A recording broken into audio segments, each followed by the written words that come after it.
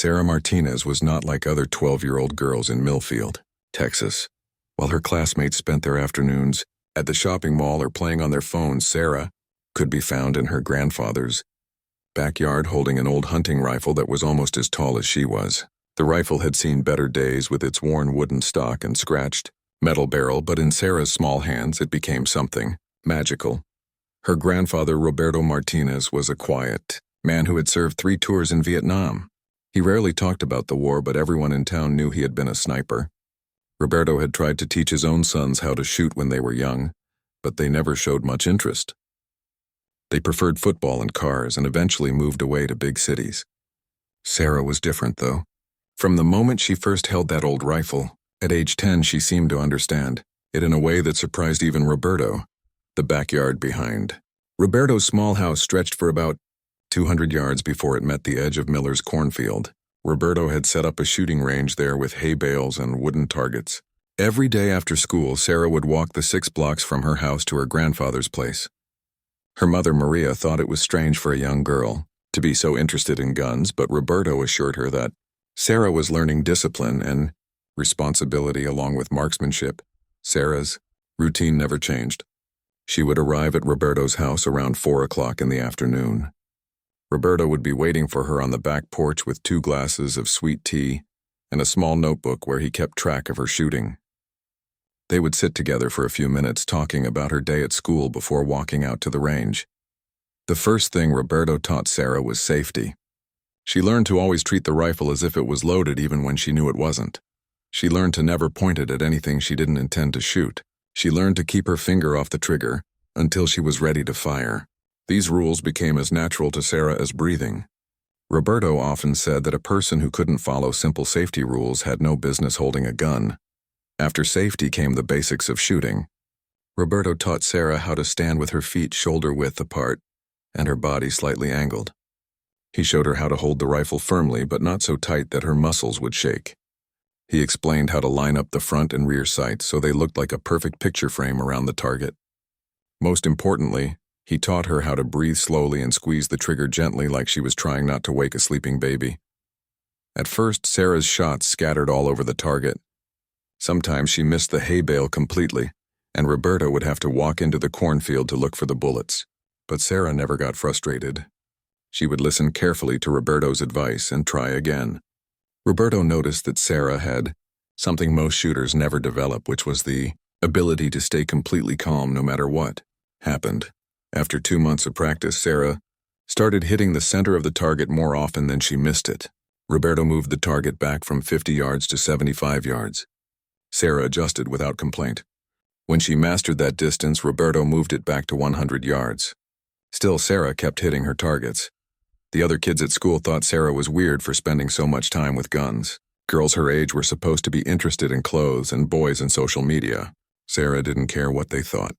She had found something that made her feel complete in a way that nothing else ever had. When she looked down the rifle sight at a distant target, the rest of the world seemed to fade away. There was only her breathing, her heartbeat, and the small circle of the target waiting for her bullet. Roberto began to realize that his granddaughter had a natural gift that he had never seen before in 40 years of shooting. Sarah could hit targets that grown men with expensive equipment couldn't touch. More impressive than her accuracy was her consistency. Other shooters might hit a perfect shot and then miss the next 5, but Sarah hit perfect shots one after another, like a machine that never broke. Down!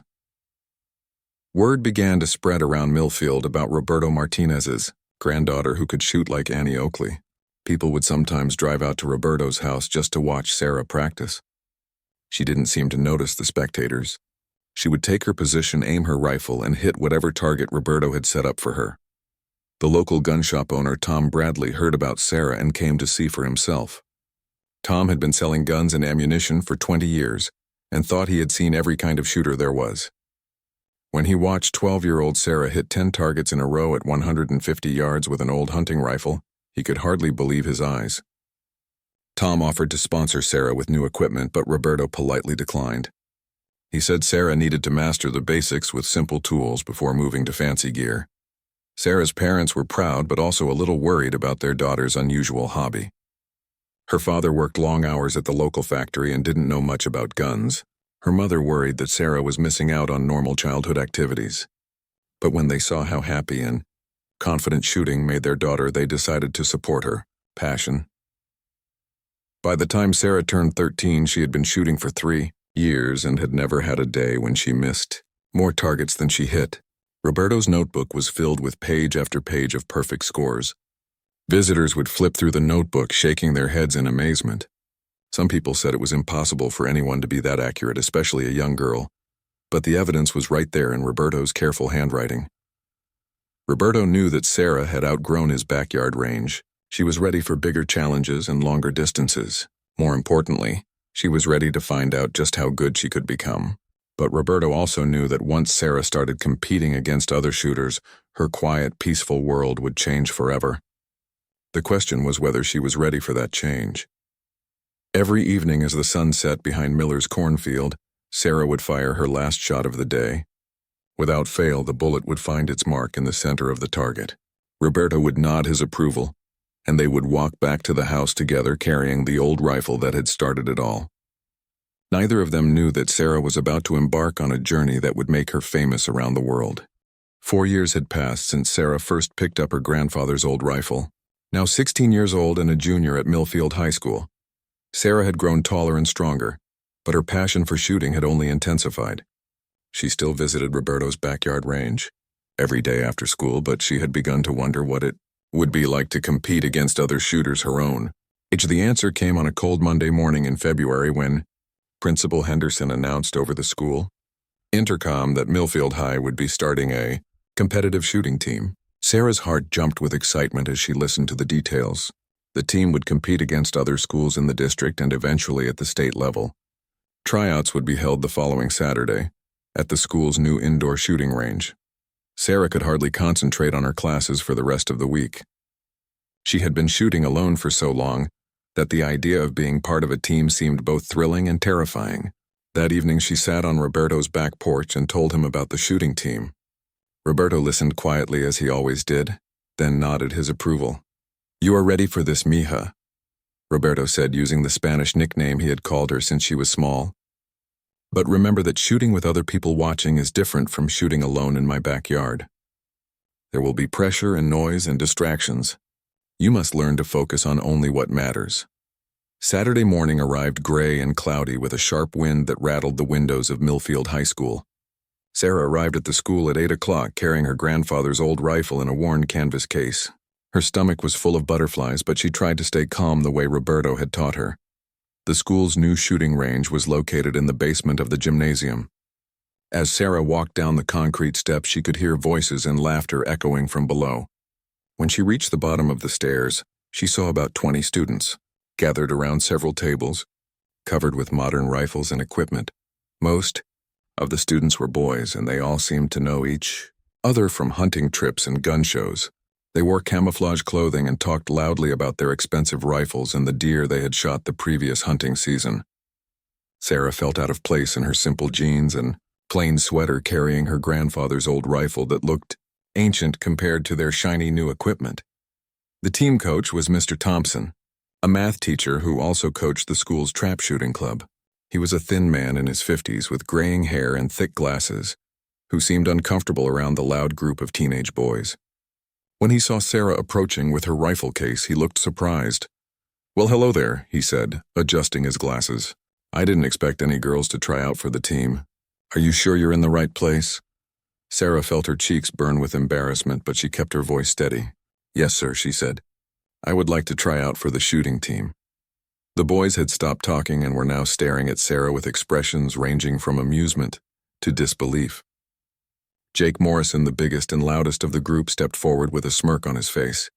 Jake was the quarterback of the football team and considered himself the best athlete in the school. "Look what we have here, boys," Jake said loud enough for everyone to hear. "A little girl wants to play with guns. This should be entertaining." Sarah felt anger rising in her chest but remembered Roberto's lessons about staying calm under pressure. She said nothing and simply began unpacking her grandfather's old rifle from its canvas case. The boys burst into laughter when they saw the worn wooden stock and scratched metal barrel. "That thing belongs in a museum," one of them said. "My hunting rifle cost more than her family's car." Mr. Thompson tried to restore order, but the boys continued making jokes about Sarah's equipment. She ignored them and methodically checked her rifle the way Roberto had taught her. Safety first sight, alignment second, breathing third. The fundamentals never changed no matter how many people were watching. "All right, everyone, quiet down," Mr. Thompson called out. "Let's get started with the tryouts. We'll begin with 10 shots at 50 yards. Each shooter gets 1 practice round, then 10 shots that count toward their score." The range had 10 shooting positions with electronic targets that displayed hits instantly on monitors overhead. The boys quickly claimed the first 9 positions, leaving Sarah at position 10 on the far right. She didn't mind being separated from the others. In fact, she preferred it. Jake went first and made a big show of adjusting his expensive scope and checking his shooting stance. He fired his practice shot and hit the target near the center. The other boys cheered and patted him on the back. Then Jake fired his 10 scoring shots, hitting 8 out of 10 in the center ring. "Not bad, Morrison," another boy called out. "Let's see if anyone can beat that." One by one, the other boys took their turns. Most of them hit 6 or 7 shots in the center ring. A few managed 8, like Jake. They were all decent shooters, but Sarah could see that they were trying too hard to impress each other, instead of focusing on their fundamentals. Finally, it was Sarah's turn. The range fell quiet as she stepped up to position 10. She could feel everyone watching her as she loaded a single practice round into her grandfather's old rifle. The boys were whispering among themselves, and she heard someone say, "This is going to be embarrassing." Sarah took her shooting stance. The way Roberto had taught her, feet shoulder-width apart, body, slightly angled, breathing slow and steady. She looked through the iron sights of her rifle and lined up the target 50 yards away. The center ring looked small but not impossible. She squeezed the trigger gently and watched her bullet hit dead center. "Lucky shot," Jake called out. "Let's see her do that 9 more times." Sarah said nothing as she loaded 10 rounds into her rifle. She had been in this exact situation thousands of times in Roberto's backyard. Target distance, breathing, trigger squeeze. One by one, she fired all 10 shots. Each bullet hit the center of the target, creating a tight cluster that would have made Roberto proud. The range was completely silent now. The electronic scoreboard showed 10 perfect hits out of 10 possible. Sarah had not just beaten Jake's score, she had achieved something none of the boys thought was possible. Mr. Thompson stared at the monitor in disbelief, then looked at Sarah with new respect. "Young lady," he said quietly, "where did you learn to shoot like that?" "My grandfather taught me," Sarah replied as she began cleaning her rifle. "Roberto Martinez," Mr. Thompson nodded slowly. He had heard stories about the Vietnam veteran who lived on the edge of town, and his granddaughter who could shoot like a professional. Now he was seeing the legend with his own eyes. "Welcome to the team, Sarah," he said. "I think you're going to fit in just fine." Within a week of the tryouts, everyone at Millfield High School knew about Sarah Martinez and her perfect shooting score.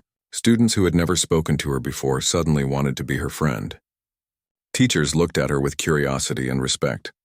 Even the principal, Mr. Henderson, stopped her in the hallway to congratulate her on making the shooting team. But it was Jake Morrison who really started the wildfire of attention that would change Sarah's life forever. Still stinging from being outshot by a girl with an old rifle, Jake decided to prove that Sarah's performance was just beginner's luck. He challenged her to another shooting match, this time with his friends recording everything on their phones. The second match took place the following Saturday at the school range. This time, Jake brought his father's expensive competition rifle and invited half the football team to watch. Sarah arrived with Roberto, who had insisted on coming after hearing about the challenge. She carried the same old rifle and wore the same simple clothes, but something about her presence seemed different, more confident and focused. The rules were simple: 20 shots at 100 yards. Winner takes all, bragging rights. Jake went first, putting on a show for the cameras as he adjusted his scope and checked his equipment multiple times. He shot well, hitting 18 out of 20 shots in the center ring. His friends cheered, and Jake smiled smugly, thinking he had surely won this time. Then Sarah stepped up to the firing line. Roberto stood behind her, offering quiet words of encouragement in Spanish. Sarah loaded her rifle with calm precision and began shooting. One shot after another found the center of the target. When the smoke cleared, Sarah had hit all 20 shots dead center, creating a hole in the target no bigger than a silver dollar. Jake's friends stopped cheering. The only sound in the range was the hum of the ventilation system. Someone whispered, "That's impossible," but the electronic scoreboard didn't lie. Sarah had achieved another perfect score under pressure with multiple people watching and cameras recording every shot. The videos of Sarah's shooting performance went online that same night. By Monday morning, they had been shared hundreds of times across social media platforms. Students from other schools began commenting, asking if the videos were real or fake. Local news websites picked up the story, running headlines like "Teen Girl Shoots Perfect Score at Millfield High." Sarah's phone started ringing constantly. Local newspaper reporters wanted interviews. Gun magazine editors called asking for her story. Shooting equipment companies offered to sponsor her with free rifles and ammunition if she would use their products in competitions. The attention was overwhelming for a 16-year-old girl who just wanted to shoot targets. The sudden fame brought unexpected problems. Sarah's teammates on the shooting team became jealous of all the attention she was receiving. They had been shooting for years, but nobody cared about their scores or wanted their autographs. Some of them started spreading rumors that Sarah was getting secret help or using illegal equipment to achieve her perfect scores. Mike Stevens, a senior who had been the team's best shooter before Sarah arrived, was particularly bitter. He told anyone who would listen that girls shouldn't be on shooting teams because they took spots away from boys who really deserved them. He claimed that Sarah only got attention because she was different, not because she was actually good. The jealousy and rumors reached a breaking point during Sarah's first official match against Central Valley High School. The opposing team had heard about the girl who never missed and came prepared to watch her fail. They brought dozens of supporters who made noise and tried to distract Sarah during her shots. Sarah's own teammates did little to support her. When Central Valley students started chanting that she was a fake and would choke under pressure, her teammates remained silent. Only Mr. Thompson tried to defend her, but his quiet voice was drowned out by the hostile crowd. The pressure was unlike anything Sarah had experienced before. In Roberto's backyard, there had been only silence and concentration. Here there were bright lights, camera flashes, and constant noise. For the first time since she started shooting, Sarah felt her hands begin to shake slightly as she approached the firing line.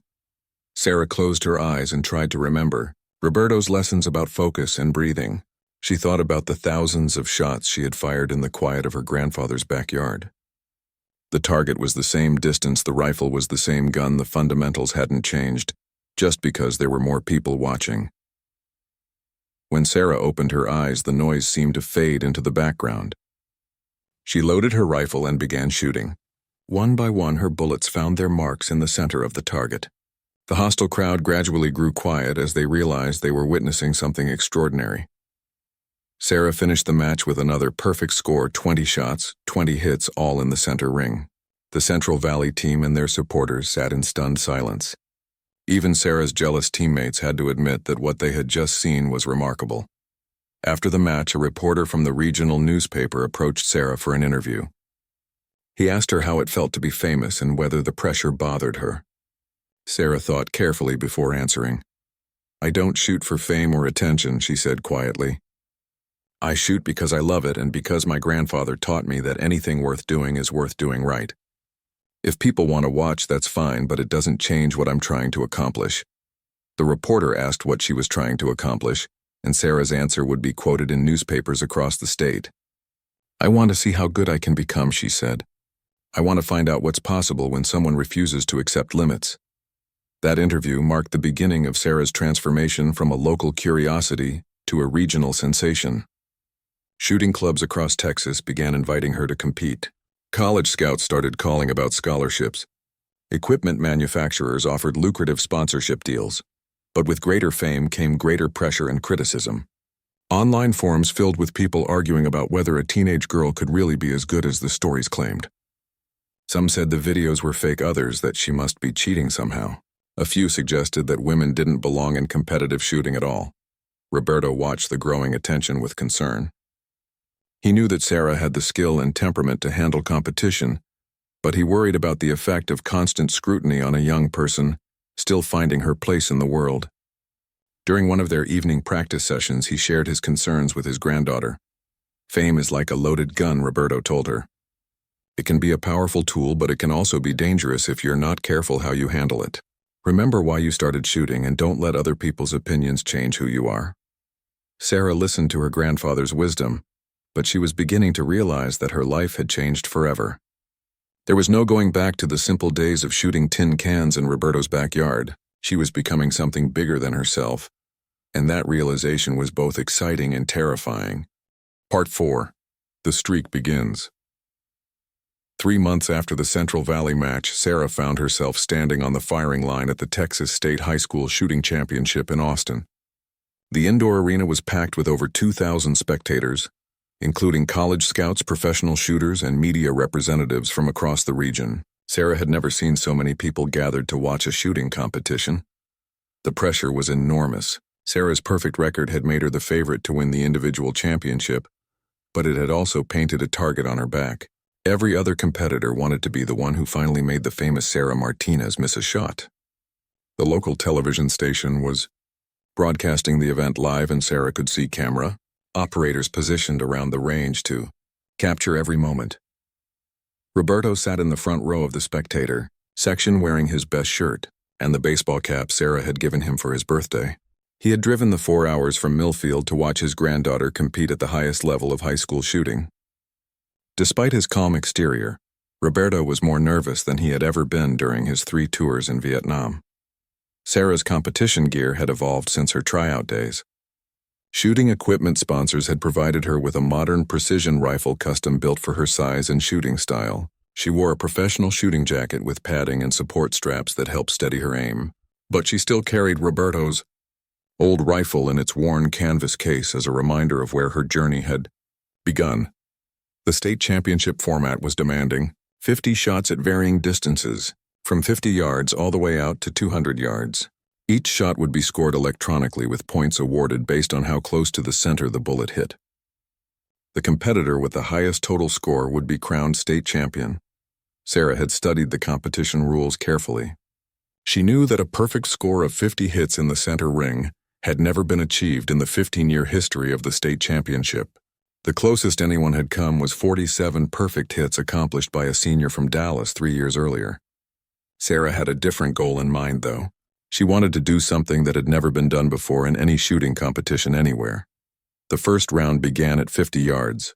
Sarah took her position at lane 15, surrounded by 49 other shooters from schools across Texas.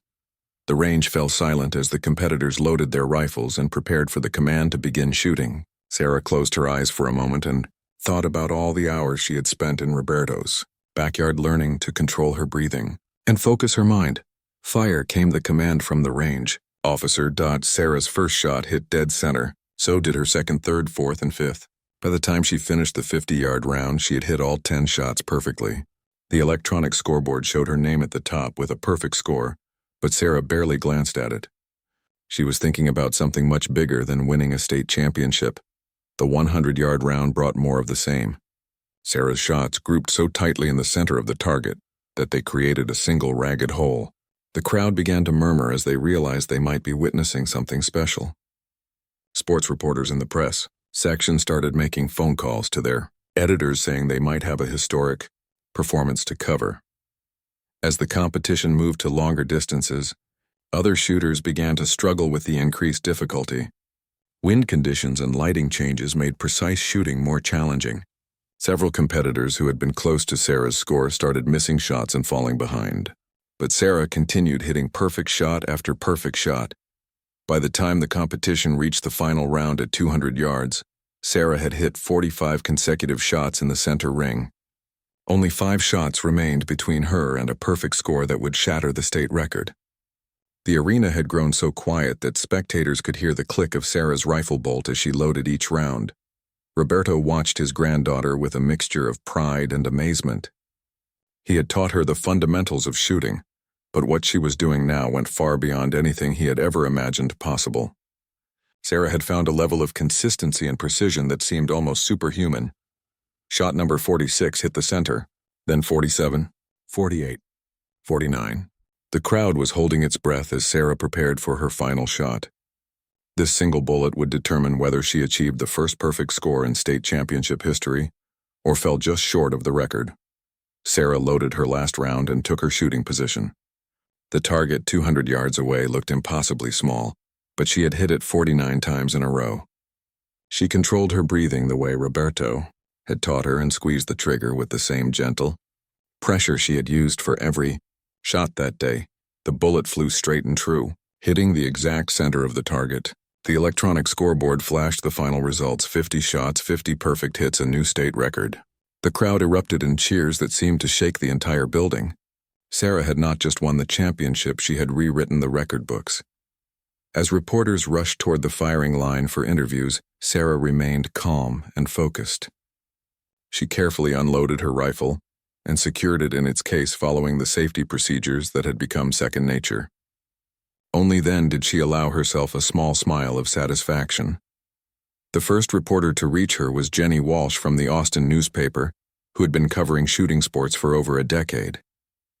Jenny had never seen anything like Sarah's performance and was struggling to find words to describe what she had witnessed. "Sarah, how does it feel to shoot a perfect 50 and set a new state record?" Jenny asked breathlessly. "It feels good," Sarah replied, simply. "But this is just the beginning." "What do you mean by that?" Jenny pressed. Sensing there was more to the story, Sarah looked directly into the television camera that had moved close to capture her interview. Her voice was steady and confident as she made an announcement that would change her life forever. "I am going to hit 100 targets in a row in official competition," she said clearly. "No one has ever done that before in the history of shooting sports. But I believe it is possible, and I'm going to prove it." The reporter stared at Sarah in shock. 100 consecutive hits in competition was considered impossible even by professional shooters. The pressure and variables involved in competitive shooting made such a streak almost unthinkable. But looking into Sarah's calm, determined eyes, Jenny realized that this teenager was completely serious about her incredible goal. The interview was broadcast live across Texas and picked up by national sports networks within hours. Sarah's declaration of intent to hit 100 consecutive targets became the most talked about story in shooting sports. Online forums exploded with debates about whether such a feat was even possible for a human being. Some experts said Sarah was setting herself up for failure and embarrassment. Others pointed to her perfect 50-shot performance as evidence that she might actually have the skill to attempt something so ambitious. Professional shooters who had competed for decades admitted they had never seen anyone shoot with Sarah's level of consistency. Roberto found Sarah sitting quietly in the hotel room that evening, cleaning her rifle with the same careful attention she had always shown. He sat down beside her and put his hand on her shoulder. "Mija, that was a big promise you made today," he said gently. "Are you sure you are ready for what comes next?" Sarah looked up at her grandfather with the same determined expression she had worn as a 12-year-old girl learning to shoot tin cans in his backyard. "I have been getting ready for this my whole life, abuelo," she said. "Now it is time to find out what I can really do." Roberto nodded slowly. He knew that his granddaughter had just committed herself to a journey that would test every lesson he had taught her about shooting discipline and mental strength. The whole world would be watching to see if the girl from Millfield, Texas, could accomplish the impossible. 2 years had passed since Sarah made her bold declaration at the Texas State Championship. What had started as an impossible dream was slowly becoming a reality that shocked the shooting sports world. Sarah's streak had grown from 10 consecutive hits to 20, then 30, then 50. Now at 75 consecutive perfect shots in official competition, she was approaching territory that no shooter in history had ever explored. The transformation in Sarah's life had been dramatic. No longer was she the unknown girl from Millfield High School shooting with her grandfather's old rifle. At 18 years old, Sarah had become the most famous shooter in America. Magazines featured her on their covers. Television documentaries told her story. Companies paid millions of dollars for her endorsements. Sarah now traveled with a team of professionals, including a coach, a sports psychologist, a nutritionist, and a media manager. Her equipment was the finest money could buy: precision rifles that cost more than most people's cars, custom ammunition, loaded to exact specifications, and high-tech gear that could measure everything from wind speed to her heart rate during competition. But despite all the changes, Sarah never forgot her roots. Roberto still accompanied her to every competition, sitting in his wheelchair in the front row, wearing the same old baseball cap Sarah had given him years earlier. Before each match, Sarah would visit him for what they called their pre-shooting talk, where Roberto would remind her of the simple lessons that had started her journey. The media attention had reached levels that amazed even Sarah's professional team. ESPN covered her competitions live to audiences of over 5 million viewers. International newspapers sent reporters to follow her story. Betting websites tracked odds on whether she would reach her goal of 100 consecutive hits, with some experts estimating the chances at less than 1%. The pressure of maintaining perfection was unlike anything most athletes ever experienced. In other sports, a mistake might cost you a game or a match, but eventually you could try again. For Sarah, every single shot carried the weight of 2 years of work. One miss would end her streak and force her to start over from zero. The mental strain was enormous. Dr. Jennifer Hayes, a sports psychologist who had worked with Olympic athletes, was brought in to help Sarah cope with the unique pressures of her situation. Dr. Hayes had never encountered a challenge quite like Sarah's, where absolute perfection was required not just for one event, but for months or even years of competition. The thing that amazes me about Sarah, Dr. Hayes told reporters, is her ability to treat each shot as if it exists in isolation. She doesn't think about the 74 shots behind her or the 25 shots ahead of her. There is only this shot right now in this moment. That level of focus is extremely rare. Sarah's training routine had evolved to match the intensity of her goals. She practiced 6 hours a day, 6 days a week at a private facility built specifically for her needs. The range could simulate different weather conditions, lighting situations, and even crowd noise to prepare Sarah for any environment she might encounter during competition. Roberto remained Sarah's primary shooting coach despite offers from world-renowned instructors who wanted to work with her. Sarah refused all of them, saying that Roberto had taught her everything she needed to know about shooting. What she needed now was not new techniques, but the mental strength to execute what she already knew under the most extreme pressure imaginable. The streak had taken on a life of its own in the shooting sports community. Forums and websites devoted hundreds of pages to analyzing Sarah's technique and predicting when or if she would finally miss. Some shooters made pilgrimages to her competitions just to witness history in the making. Others stayed away, claiming the pressure and attention had turned shooting competitions into circuses. Professional shooters who had competed for decades admitted they had never seen anything like Sarah's consistency. Marcus Johnson, a former Olympic champion who had won 3 gold medals, called Sarah's streak the greatest achievement in the history of shooting sports, even though it was not yet complete. What Sarah is doing goes beyond normal human capability, Johnson said during a television interview. I have been shooting competitively for 25 years, and I have never seen anyone who can maintain that level of precision under pressure. She has redefined what we thought was possible. The criticism had also intensified as Sarah's streak grew longer. Some competitors complained that the attention she received was ruining the sport by making it all about one person. Others suggested that her equipment gave her an unfair advantage, or that the competitions were somehow rigged in her favor.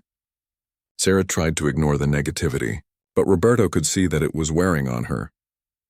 During a quiet moment after a competition in Phoenix, Roberto pulled Sarah aside for one of their heart-to-heart conversations. He had noticed that she seemed more tense lately and was worried that the pressure was affecting her enjoyment of shooting. Mija, Roberto said gently, do you still love shooting the way you did when you were 12 years old? Sarah thought about the question for a long time before answering. Sometimes I feel like I have forgotten why I started, she admitted. There are so many people watching and so many expectations that I lose track of the simple joy I used to feel when I hit a target. Roberto nodded, understanding. That is the danger of success, he said. It can make you forget the passion that created the success in the first place. You must find your way back to that 12-year-old girl who shot tin cans because it made her happy, not because anyone was watching. The conversation helped Sarah refocus on what really mattered to her. The next competition was in Denver, Colorado at the Rocky Mountain Shooting Championship. The venue was a state-of-the-art facility that could hold 3,000 spectators. Tickets had sold out within hours of going on sale as shooting. Fans from across the country wanted to witness Sarah's pursuit of the impossible. The format was challenging 75 shots at varying distances, from 100 to 300 yards. If Sarah could maintain her perfect shooting, she would reach 90 hits in her consecutive streak, just 10 shots away from her ultimate goal. The pressure was building toward a crescendo that would test every lesson Roberto had taught her about concentration and mental toughness. Sarah's preparation for Denver was meticulous. She studied weather reports and wind patterns for the area. She practiced on similar targets at the same distances she would face in competition. Most importantly, she spent extra time with Roberto working on the breathing and focus techniques that had carried her this far. The night before the competition, Sarah called her parents in Millfield. Her mother, Maria, had been following every competition through television and internet coverage, but she still worried about the stress her daughter was under. Her father asked if she was ready for what might be the most important shooting match of her life. "I am ready," Sarah told them. "Roberto has taught me everything I need to know about shooting. Now I just need to trust myself and remember why I fell in love with this sport in the first place." The Denver competition would prove to be a turning point in Sarah's journey. The venue was packed with spectators, including many professional shooters, who had come to witness what they believed might be the greatest individual performance in shooting sports history. The media presence was overwhelming, with reporters and cameras positioned throughout the facility. As Sarah prepared for the first shot of what could be her most important competition yet, she tried to block out everything except the target and the simple fundamentals Roberto had taught her years earlier. 75 perfect shots had brought her to this moment. Now she needed to prove that the impossible was not only possible but inevitable for someone willing to dedicate their life to pursuing perfection. The journey that had started with a curious 12-year-old girl and her grandfather's old rifle was approaching its most critical phase. Sarah Martinez was about to discover whether 2 years of perfect shooting had prepared her for the ultimate test of skill, concentration, and mental toughness that lay ahead. Sarah stood at the edge of the shooting range in Boulder, Colorado, staring at the target that would determine whether her incredible journey continued or ended in heartbreak. Behind her sat 4,000 people who had traveled from across the country to witness what many believed would be the greatest achievement in shooting sports history. The silence in the arena was so complete that Sarah could hear her own heartbeat pounding in her ears. 97 consecutive perfect hits.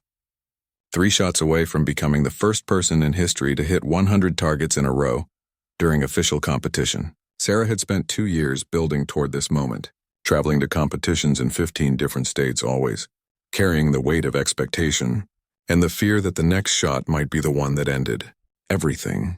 The pressure had been building steadily as Sarah's streak grew longer. At 50 consecutive hits, reporters had called it remarkable. At 75, they called it unprecedented. Now at 97, the entire sporting world was watching to see if an 18-year-old girl from Texas could accomplish something that veteran shooters considered impossible. ESPN was broadcasting. The competition led to millions of viewers. Camera crews from 3 major television networks surrounded the shooting range. Reporters from newspapers and magazines across North America filled the press section. The story had grown beyond shooting sports into mainstream news as people everywhere became fascinated by Sarah's quest for perfection. But the attention came with a price that Sarah was only beginning to understand. Death threats had started arriving at her family's home from people who believed women should not compete in shooting sports. Online forums buzzed with conspiracy theories claiming her streak was fake, or that she was using illegal equipment. Betting websites had set odds on whether she would reach 100 hits, with millions of dollars wagered on the outcome. The pressure was affecting Sarah's family as well. Her mother, Maria, had stopped sleeping through the night, worrying about the stress her daughter was under. Her father had taken time off work to travel with Sarah to competitions, but the financial strain was showing. Even Roberto, who had always been Sarah's source of calm strength, seemed anxious and tired. The worst part was that Sarah's own confidence was beginning to crack. For the first time since she started shooting competitively, she was experiencing doubt. Her hands, which had always been rock steady, were trembling slightly as she prepared for each shot. Her breathing, which Roberto had taught her to control perfectly, was becoming shallow and rapid under pressure. The night before the Boulder competition, Sarah had called Roberto from her hotel room in tears. She confessed that she was scared of failing in front of the whole world and letting down everyone who believed in her. Roberto listened patiently as his granddaughter poured out her fears and frustrations. "Mija," Roberto said gently when Sarah finished talking, "you have forgotten something very important. You did not start shooting to make other people happy or to prove anything to the world. You started because you loved it. That love is still inside you, but all this noise is making it hard to hear." Sarah knew her grandfather was right, but knowing and feeling were different things. As she stood on the firing line in Boulder preparing for shot number 98, the weight of expectation felt heavier than her rifle. She could feel thousands of eyes watching her every movement, waiting to see if she would make history or become another cautionary tale about pressure and failure. The target stood 200 yards away, exactly the same distance as thousands of targets she had hit during practice with Roberto. But this target felt different. This target represented the difference between immortality and devastation. Sarah tried to push those thoughts from her mind, but they kept creeping back like unwelcome visitors. Sarah loaded her rifle and took her shooting stance. Her legs felt shaky and her vision seemed slightly blurred. For a terrifying moment, she wondered if she was about to faint in front of the largest audience of her career. She closed her eyes and tried to remember the feeling of shooting alone in Roberto's backyard, where the only pressure came from her own desire to improve. The range officer called for quiet, although the arena was already silent enough to hear a pin drop. Sarah opened her eyes and looked through her rifle scope at the distant target. Instead of the clear, focused view she was accustomed to, the target seemed to waver and dance before her eyes. Her heart was pounding so hard she was afraid it would affect her aim. Sarah lowered her rifle and stepped back from the firing line. A murmur ran through the crowd as spectators wondered what was happening. Television commentators speculated that she might be experiencing equipment problems or a medical issue. Sarah's coach, Mr. Thompson, who had traveled with her to every competition, approached to see if she needed help. "I need a minute," Sarah whispered. Her voice was so quiet that Mr. Thompson had to lean close to hear her. He nodded and asked the range officer for a brief delay while Sarah composed herself. The request was granted, and Sarah walked to the back of the shooting area, away from the cameras and crowds. Sarah sat down on a folding chair and put her head in her hands. 2 years of perfect shooting had led to this moment, and she was falling apart when it mattered most. She thought about all the people who had supported her journey, and all the doubters who were waiting for her to fail. The weight of both groups felt crushing. Then Sarah heard a familiar voice calling her name. She looked up to see Roberto walking toward her with his cane in one hand and a bottle of water in the other. At 87 years old, he had insisted on making the trip to Colorado despite his doctor's concerns about the altitude and his failing health. Roberto sat down beside his granddaughter and handed her the water. They sat together in silence for several minutes, watching the crowd and cameras from a distance. Finally, Roberto spoke in the gentle voice that had guided Sarah through thousands of practice sessions. "Do you remember the first target you ever hit in my backyard?" he asked. Sarah nodded. It was a tin can about 20 feet away. "Were there any cameras that day?" Roberto continued. "No," Sarah replied. "Were there any crowds or reporters or people betting money?" "No." Roberto smiled and patted Sarah's hand.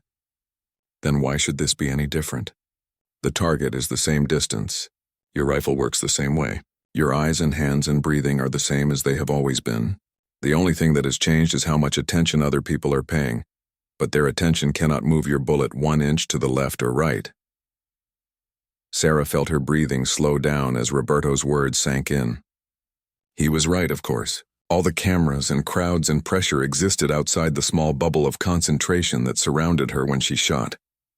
If she could just find her way back into that bubble, the target would be as easy to hit as any of the thousands she had destroyed in practice.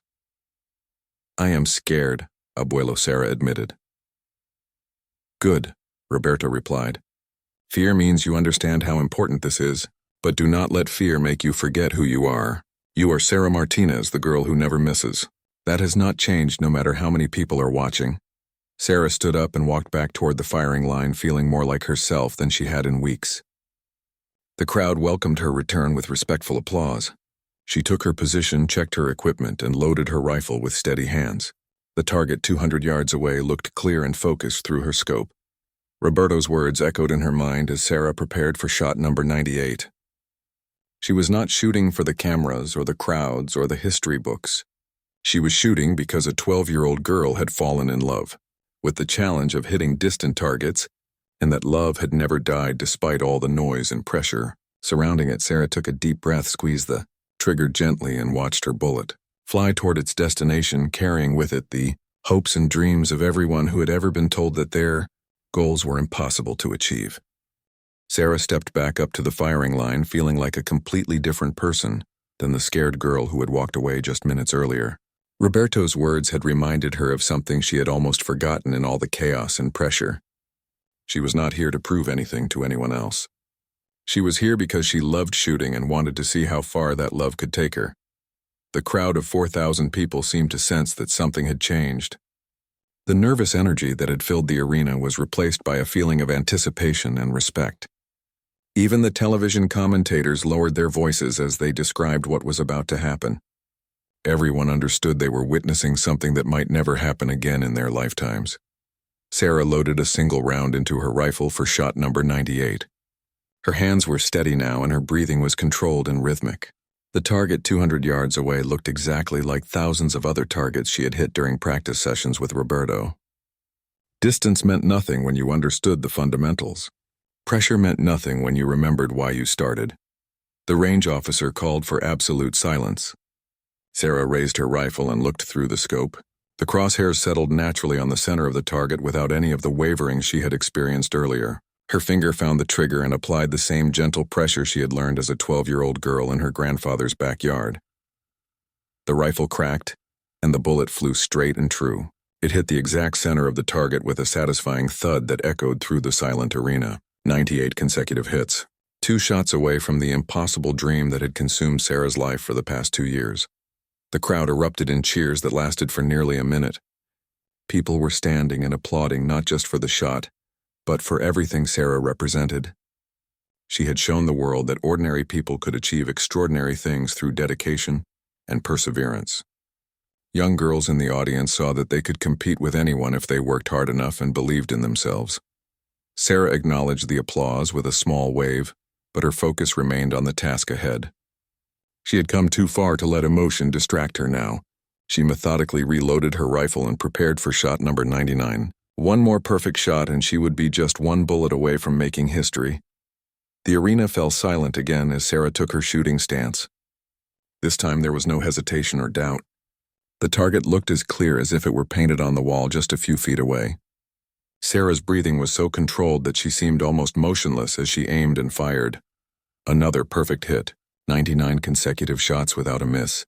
The crowd was going wild, but Sarah barely heard them. She was completely absorbed in her own world where only she and the target existed. Everything else, the cameras, the spectators, the pressure had faded away until there was only the pure challenge of placing one more bullet exactly where she wanted it to go. Shot number 100. The moment that would determine whether Sarah Martinez became a legend or a footnote in shooting sports history. She had dreamed about this shot for 2 years, practiced for. It traveled across the country pursuing it and nearly broken under the pressure of attempting it. Now it was finally here. Sarah paused before loading her final round. She looked up into the stands and found Roberto sitting in his wheelchair in the front row. Her grandfather was crying tears of pride and joy as he watched his granddaughter prepare to accomplish something that no one in the history of shooting had ever achieved. Sarah smiled at him and Roberto nodded back, giving her the same encouraging look he had given her thousands of times before. The final bullet slid into Sarah's rifle with a metallic click that seemed to echo through the silent arena. She closed the bolt and raised the weapon to her shoulder for the 100th time. The target waited patiently 200 yards away, exactly where it had been for every previous shot. Sarah's mind was completely clear as she looked through the scope. She thought about the journey that had brought her to this moment. The shy 12-year-old girl who had fallen in love with an old rifle in her grandfather's backyard. The determined teenager who had declared her impossible goal to a skeptical world. The young woman who had persevered through doubt, criticism, and pressure to reach this historic moment. The crosshairs settled on the center of the target with perfect stability. Sarah's breathing slowed until she seemed almost to stop breathing entirely. Her finger touched the trigger with the same gentle pressure she had used for the previous 99 shots. Time seemed suspended as if the entire world was holding its breath. The rifle fired for the 100th time.